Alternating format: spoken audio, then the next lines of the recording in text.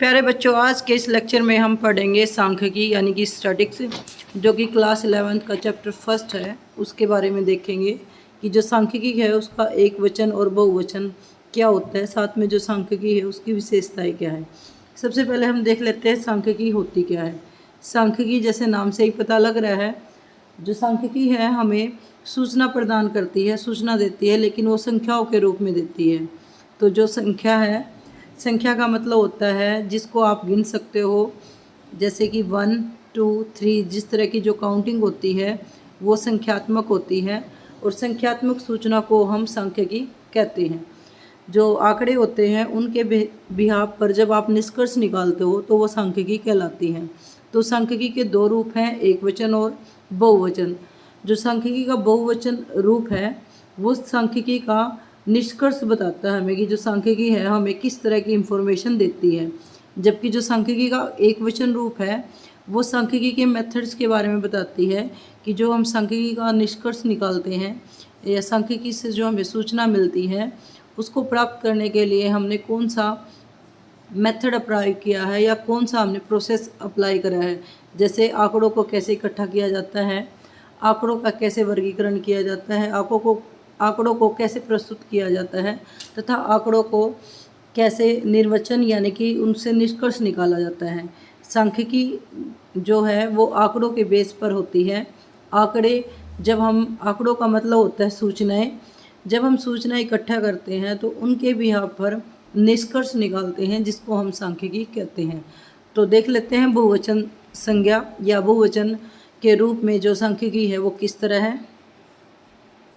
सांख्यिकी का अर्थ आंकड़ों के रूप में व्यक्त की गई सूचना होती है, जिसे हम आंकड़े भी कहते हैं।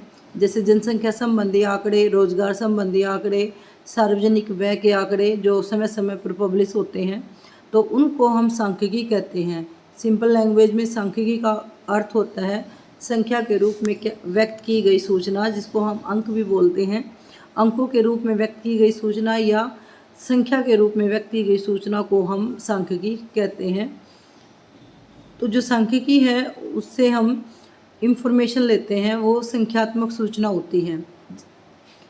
जैसे उदाहरण है, जैसे राम को प्रति माह 100 रुपये जेब खर्च मिलता है, यह सांख्यिकी नहीं है। क्यों नहीं है? क्योंकि ये सिर्फ एक इंफॉर्मेशन है, एक व्यक्ति के बारे में इंफॉर्मेशन दे रही है। कोई भी एक इंफॉर्मेशन, कोई भी एक आंकड़ा जो समूह नहीं है वो सांख्यिकी नहीं कहलाएगी। सांख्यिकी तभी होगी जब उससे आप कोई निष्कर्ष निकाल सकते हो। अगर हम ये कह दें कि कक्षा 11वीं में है, सभी बच्चों का जो औसत जेब खर्च है वो 25 रुपये है, तो इसको आंकड़ा कहा जाएगा। या कक्षा 11वीं के जो बच्चे हैं उनका जेब खर्च 100 रुपये है, जबकि कक्षा 12वीं के जो विद्यार्थी हैं उनके पास जो जेब खर्च है वो 200 रुपये। जब आप तुलना कर सकते हो, निष्कर्ष निकाल लेते हो, तो वो सांख्यिकी कहलाती है। सांख्यिकी की बहुत सारी विशेषताएं हैं, जिनमें से एक तो सबसे ज़रूरी यही है कि ये संख्याओं के रूप में सूचना को व्यक्त करती है। दूसरा, कोई अकेली जो संख्या है वो सांख्यिकी नहीं कहला सकती। जो संख्यात्मक तथ्य होते हैं वो एक समूह के रूप में होने चाहिए या एक समूह के रूप को प्रेजेंट करते हो। जैसे औसत हम निकालते हैं, परसेंटेज निकालते हैं, तो वो एक समूह को रिप्रेजेंट करते हैं। एक समुच्चय की पूरी इंफॉर्मेशन हमें मिलती है, एक समूह के बारे में इंफॉर्मेशन मिलती है। तो जब हम औसत निकालते हैं या परसेंटेज निकालते हैं तो हमें एक निष्कर्ष मिलता है, तो वो सांख्यिकी कहलाएगी। संख्यात्मक तत्वों के समूह को सांख्यिकी कहा जाएगा। अब देख लेते हैं सांख्यिकी की विशेषता। सांख्यिकी की बहुवचन संज्ञा के रूप में क्या क्या विशेषताएं होती हैं। सबसे पहले तथ्यों के समूह, जो हमने अभी किया था। कोई भी सिंगल इंफॉर्मेशन होती है वो सांख्यिकी नहीं कहलाती। सभी सांख्यिकी है यानी कि सभी जो डाटा है, संख्या है, वो सांख्यिकी नहीं होते। सभी सांख्यिकी को संख्या के रूप में प्रकट किया जाता है, परंतु सभी संख्याएं सांख्यिकी नहीं होती है। अनेक तथ्यों से संबंधित संख्याओं को ही सांख्यिकी कहा जाता है।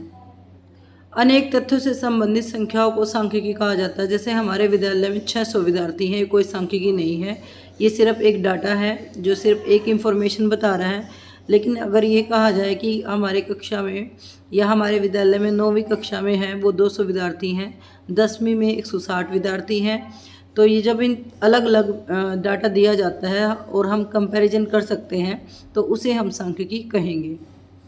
दूसरी इम्पोर्टेंट विशेषता संख्याओं के रूप में व्यक्त करना। न्यूमेरिकल एक्सप्रेस जो भी सांख्यिकी है उसको संख्या के रूप में व्यक्त किया जाता है। गुणात्मक किसी भी चीज़ जो गुण है जैसे छोटा बड़ा, अमीर गरीब, विवाहित अविवाहित, शहरी या ग्रामीण, इस तरह का जो डाटा है या इस तरह की जो इन्फॉर्मेशन है वो सांख्यिकी नहीं कहलाएगी। थर्ड पॉइंट, अनेक कारणों से प्रभावित। कोई भी जो डाटा होता है उस पर बहुत सारे तत्वों का प्रभाव पड़ता है। आंकड़ों पर अनेक प्रकार के कारणों का प्रभाव पड़ता है। उदाहरण के लिए कीमतों में जो वृद्धि होती है उसमें जो चेंज होता है वो कई चीज़ों की वजह से होता है, केवल कीमत की वजह से चेंज नहीं होता। कीमतों में होने वाली जो प्रतिशत वृद्धि है उसके कई कारण हो सकते हैं, जैसे कि पूर्ति में कमी हो जाना या मांग में वृद्धि हो जाना, बिजली में कमी हो जाना या श्रमिकों की अधिक मजदूरी होना। जैसे अगर क्लास में कोई विद्यार्थी है वो पढ़ नहीं रहा है, शरारती है, तो उसके पीछे बहुत सारे कारण हो सकते हैं। या तो वो बीमार हो, या उसके पास वो सुविधाएं ना हो, उसके पास बुक्स ना हो, उसको पढ़ाई में रुचि ना हो, तो अनेक कारण हो सकते हैं किसी भी एक डाटा के पीछे। आगे है उचित मात्रा में शुद्धता। सांख्यिकी में जो हम डाटा लेते हैं वो शुद्ध होते हैं। उचित मात्रा में शुद्धता होनी चाहिए, तभी हम कोई निष्कर्ष निकाल सकते हैं। आंकड़ों की शुद्धता अनुसंधान के उद्देश्य, उनकी प्रकृति, आकार व उपलब्ध साधनों पर निर्भर करती है। आगे आने वाले चैप्टर्स में हम करेंगे, जब हम आंकड़े इकट्ठे करते हैं या अनुसंधान करते हैं, अनुसंधान का मतलब कोई हम रिसर्च करते हैं, तो वो डिपेंड करता है कि अनुसंधान का उद्देश्य क्या है, उसकी प्रकृति क्या है, आकार क्या है, बहुत सारे तत्व है जिसकी वजह से जो आंकड़े हम प्राप्त करते हैं उनकी शुद्धता है वो मापी जाती है। आगे हम देख लेते हैं, सांख्यिकी के रूप में जब हम आंकड़े प्रस्तुत करते हैं तो उनके बीच में तुलना करते हैं। इसलिए ज़रूरी होता है कि जो आंकड़े हैं वो एक दूसरे से संबंधित होने चाहिए। एक दूसरे से संबंधित होना, जब तक दो तरह के आंकड़ों की तुलना करना संभव न हो तो वो सांख्यिकी नहीं कहलाएगी। उदाहरण के लिए राम की जो आयु है वो 40 वर्ष है, मोहन की लंबाई 5 फुट है और सोहन का वजन 60 किलो। तो ये तीनों अलग अलग चीज़ें हैं। इसमें राम की तो आयु की बात की जा रही है, मोहन की लंबाई की बात कर रही है और सोहन के वजन की। तो तीनों अलग अलग चीज़ें हैं, हम कंपैरिजन नहीं कर सकते, तो एक दूसरे से संबंधित नहीं है। अगर हम राम की आयु ले रहे हैं तो कंपैरिजन करने के लिए हमें मोहन की भी आयु लेनी पड़ेगी और सोहन की भी आयु लेनी पड़ेगी, तभी हम इनके बीच में कंपैरिजन कर सकते हैं कि किसकी आयु कितनी है। अगर हम लंबाई के बारे में कंपैरिजन करना चाहते हैं तो राम और सोहन की भी हमें लंबाई देनी होनी चाहिए कि कितनी उनकी लंबाई है।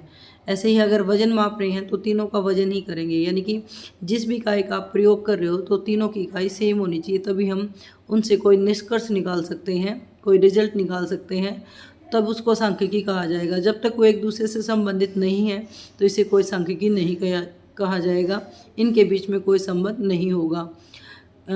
लास्ट आगे है पूर्व निश्चित उद्देश्य। कोई भी अनुसंधान हम करते हैं, आंकड़ा इकट्ठा करते हैं, तो उसके पीछे कोई निश्चित उद्देश्य जरूर होता है।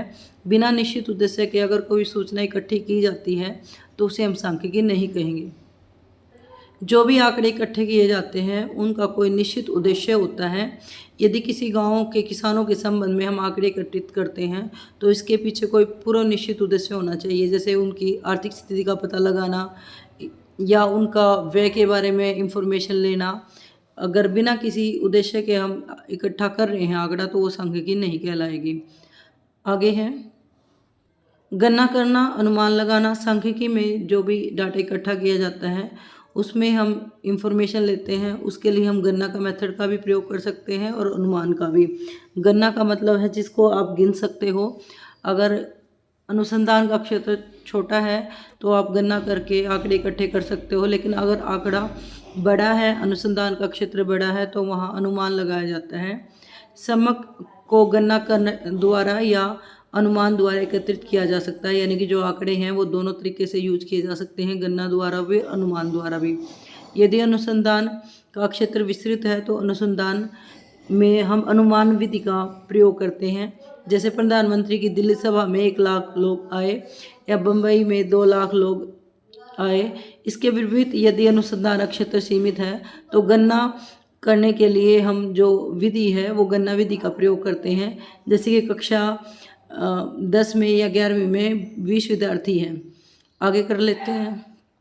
लास्ट पॉइंट, व्यवस्थित रूप से संकलित जो भी आंकड़े या डाटा इकट्ठे किए जाते हैं वो व्यवस्थित होने चाहिए। कोई भी अव्यवस्थित रूप से जो आंकड़े इकट्ठे किए जाते हैं उनसे कोई निष्कर्ष नहीं निकाला जा सकता, या जो निष्कर्ष निकाले जाते हैं वो सही नहीं होते। इस तरह जो रिजल्ट है वो सही नहीं निकलता है। तो जो भी आंकड़े इकट्ठे किए जाते हैं वो व्यवस्थित रूप से होने चाहिए। उदाहरण के लिए, यदि किसी क्लास से विद्यार्थियों द्वारा जो अंक प्राप्त किए थे वो नोट कर लिए जाए, लेकिन ये ना ध्यान रखा जाए कि किस कक्षा के हैं, किस विषय के हैं, या कौन से ईयर के हैं, किस तरह की परीक्षा है, परीक्षा के नंबर कितने थे, अगर इन चीज़ों को ना ध्यान में रख के सिर्फ अंक नोट कर लिए जाए तो इससे कोई निष्कर्ष नहीं निकलेगा, कोई परिणाम नहीं निकलेगा। ये एक अव्यवस्थित आंकड़े होंगे। हमें आंकड़ों को अच्छी तरह व्यवस्थित तरीके से रखना होगा, तभी हम अच्छा रिजल्ट निकाल सकेंगे। आगे सांख्यिकी का एक वचन रूप। सांख्यिकी का एक वचन रूप यानी कि स्टैटिक्स है, उसको एक वचन के रूप में हम क्या देखते हैं। एक वचन के रूप में जो सांख्यिकी है, सांख्यिकी की विधियाँ जो होती हैं उनका वर्णन किया जाता है। एक वचन के रूप में सांख्यिकी विधि वे विधि हैं जो संख्यात्मक आंकड़ों के संकलन यानी कि आंकड़ों को इकट्ठा करना, उनका वर्गीकरण करना, प्रस्तुतिकरण करना, विश्लेषण करना और निर्वचन करना का अध्ययन करती है। तो ये टूल हैं जो सांख्यिकी में प्रयोग किए जाते हैं, वही सांख्यिकी का एक वचन रूप होता है। सबसे पहला कदम आंकड़ों को इकट्ठा करना, कलेक्शन ऑफ डाटा। तो जब हम डाटा कलेक्ट करते हैं तो उसके लिए दो विधियों का प्रयोग करते हैं, एक संगणना सेंसस मेथड, एक निदर्शन जिसको हम सैम्पलिंग मेथड कहते हैं। अगर एरिया छोटा है तो हम सेंसस का प्रयोग कर सकते हैं, और जब हमें विस्तृत इंफॉर्मेशन लेनी है तब भी हम सेंसस का प्रयोग करते हैं। लेकिन जब एरिया काफ़ी बड़ा है तो हम सैम्पलिंग मेथड का प्रयोग करते हैं। सेकंड है आंकड़ों का व्यवस्थितकरण। आने वाले चैप्टर में इनकी फुल डिटेल मिलेगी आपको। आपके जो चैप्टर हैं वो इन्हीं के बेस पर है, आंकड़ों को इकट्ठा करना, आंकड़ों को व्यवस्थित करना। तो आने वाले चैप्टर में इनको और डिटेल में करेंगे। आज सिर्फ इनका इंट्रो कर रहे हैं हम। आंकड़ों का व्यवस्थितकरण करना यानी कि ऑर्गेनाइजेशन ऑफ डाटा। जब भी हम डाटा इकट्ठा करते हैं उसके बाद डाटा को ऑर्गेनाइज किया जाता है, व्यवस्थित किया जाता है। अभी हमने देखा भी था कि जब तक आंकड़ों को व्यवस्थित नहीं किया जाएगा तो उनसे सही रिजल्ट नहीं निकाल सकते हम। तो हमें आंकड़ों को व्यवस्थित करना बहुत ज़रूरी होता है। आंकड़ों को व्यवस्थित करने के हम अलग अलग तरीके अपनाते हैं, जिसके लिए हम आंकड़ों का विन्यास जिसको एरे ऑफ डाटा या मिलान चिन्ह जिसको टैली बार कहा जाता है, उन तकनीकों का प्रयोग करते हैं। फिर है आंकड़ों को प्रस्तुतिकरण, आंकड़ों को प्रस्तुत करना, प्रेजेंटेशन ऑफ डाटा। आंकड़े को हम अलग अलग रूप में प्रेजेंट कर सकते हैं, टेबल के रूप में, डायग्राम के रूप में। फिर उसके अकॉर्डिंग जब हम आंकड़ों को प्रस्तुत करते हैं तो वो जो आंकड़े हैं वो काफ़ी अच्छे लगते हैं, प्रेजेंटेबल होते हैं, और उनसे इंफॉर्मेशन भी हम ईजिली निकाल सकते हैं। आंकड़ों के प्रस्तुतिकरण में टेबल जिसको हम तालिकाएँ बोलते हैं, ग्राफ, चित्र, डायग्राम आदि तकनीकों का प्रयोग किया जाता है। आंकड़ों का विश्लेषण यानी कि analysis of data. Analysis of data हम औसत में या प्रतिशत में या किसी और उसमें निकालते हैं। तो ये भी एक तकनीक है आंकड़ों का विश्लेषण करने के लिए। आगे है आंकड़ों का निर्वचन यानी कि इंटरप्रिटेशन ऑफ डाटा। आंकड़ों से जो भी इंफॉर्मेशन लेते हैं, जो भी हमने औसत निकाला है या परसेंटेज निकाले हैं, उनके बिहाफ पर हम रिजल्ट निकालते हैं।